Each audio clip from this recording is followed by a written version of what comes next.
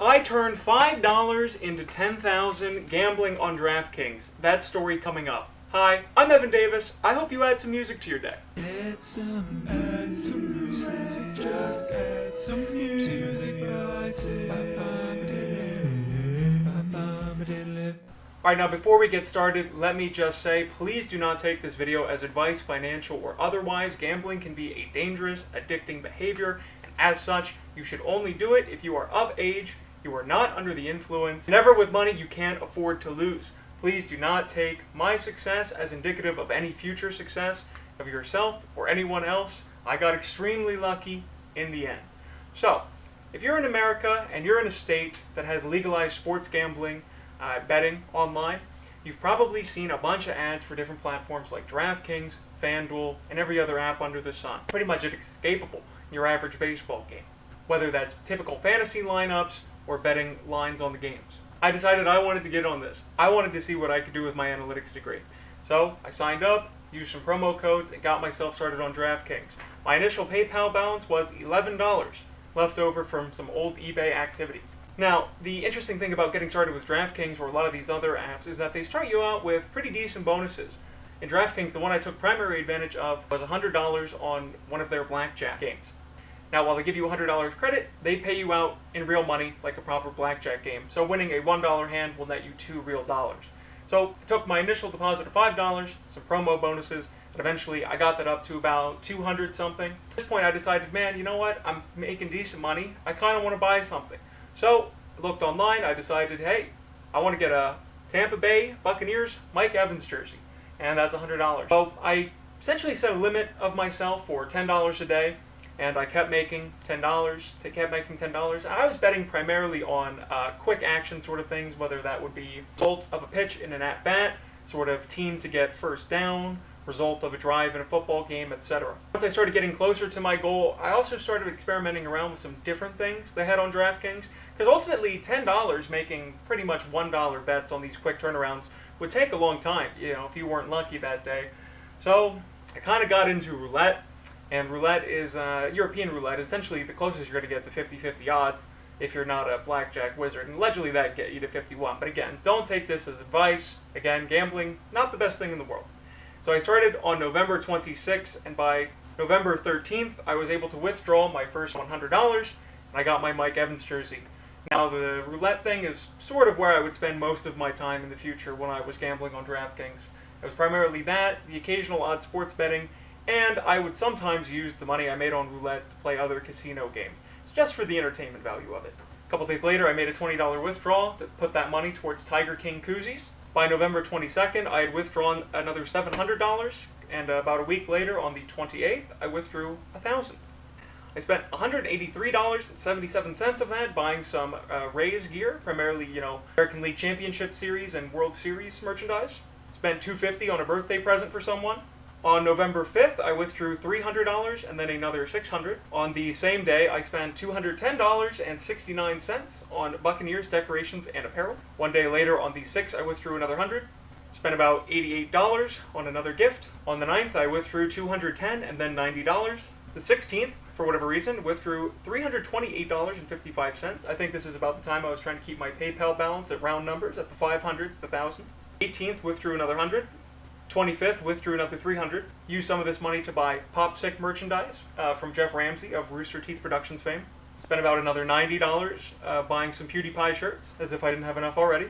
December 3rd, I withdrew $132, and then another $90 to cover those clothing purchases. On the 9th of December, I withdrew another $500, spent $70 on some Christmas gifts, and then withdrew another $70 a couple days later.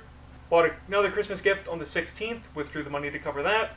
Spent about another $100 on more Christmas gifts. Interestingly, one of those was a comic book from Lonnie from Shed Flips, my dad and I's favorite YouTube channel, and I got him to send a comic book from one of his favorite series. Great gift. On the 21st, I withdrew $128.86, I would assume to cover some of the Christmas gifts.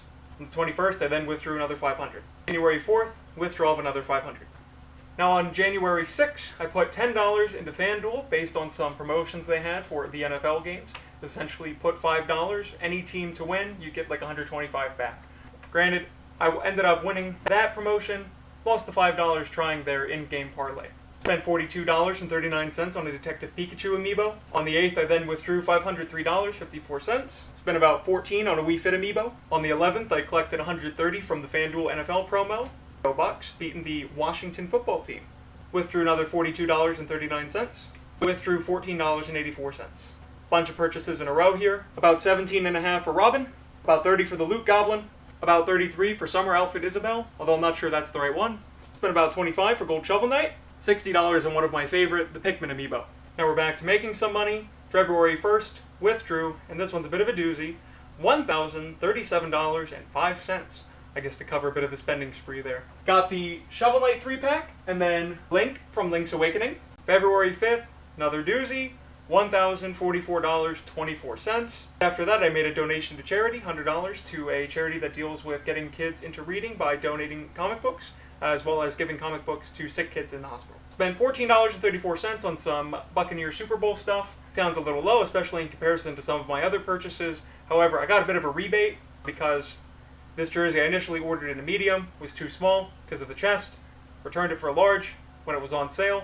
I got some money back. Actually didn't pick up too much Super Bowl stuff because there wasn't anything very interesting. A lot of the Rays and Bolt stuff I was buying, the Bolt stuff I bought with my own money because I was okay to swipe my card knowing I had so much in PayPal.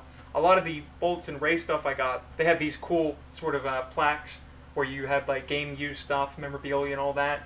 All the Buccaneers things at the time were focused on Tom Brady, and as much as I love the guy, of course I'd like to celebrate the team more. And one of the things I did consider buying, sort of just a generic Super Bowl football. However, those were like $130, and even though I had the money, I mean, come on, that's a bit ridiculous. February 13th, withdrew $166.15, and then another $500. Bought Hero, and then Cat Peach and Cat Mario, then Chrome, Ivysaur, and Squirtle, although I overspent on this guy because he's been in the bargain bin at Target. On the 20th, withdrew another $110. 26th, withdrew another $50, then another $50. A little over $24 on Richter. February 28th, withdrew $200. March 2nd, withdrew $240.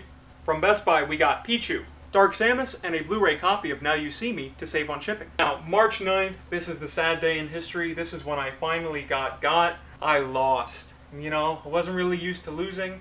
I would essentially keep about $500 in my DraftKings account at all times, and that's what I considered my safety capital.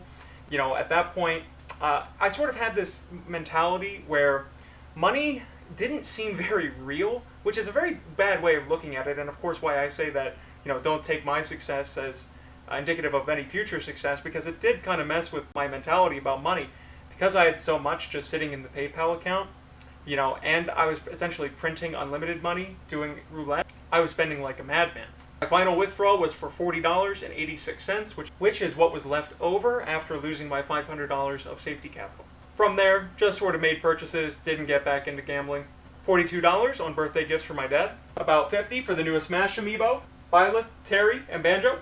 $20 for some Mario cereal amiibo. $21 for Daisy. $25 for Simon. $17.90 for 2 knob shots. Glass made out of a baseball bat. Go Rays. One was a gift. Sent $10 into Coinbase, ended up losing that on trading fees. $40 to get 2 of the Zelda champions, about $24 for King K. Rool. And now after this spending spree, I decided, you know what, it's finally time to get the money out of here. Let's get a little bit more responsible with what we're doing. My withdrawal into my bank account was $7,827.21, making a running total of everything I had spent out of PayPal was $2,093.56. Adding those together, we see that my total profit from gambling was $9,920.77. Now this is a lot of money, I'm not going to lie to you. Did I do the most responsible thing with it? Not really. Could I have put it in the stock market when everything was crashed? Yeah.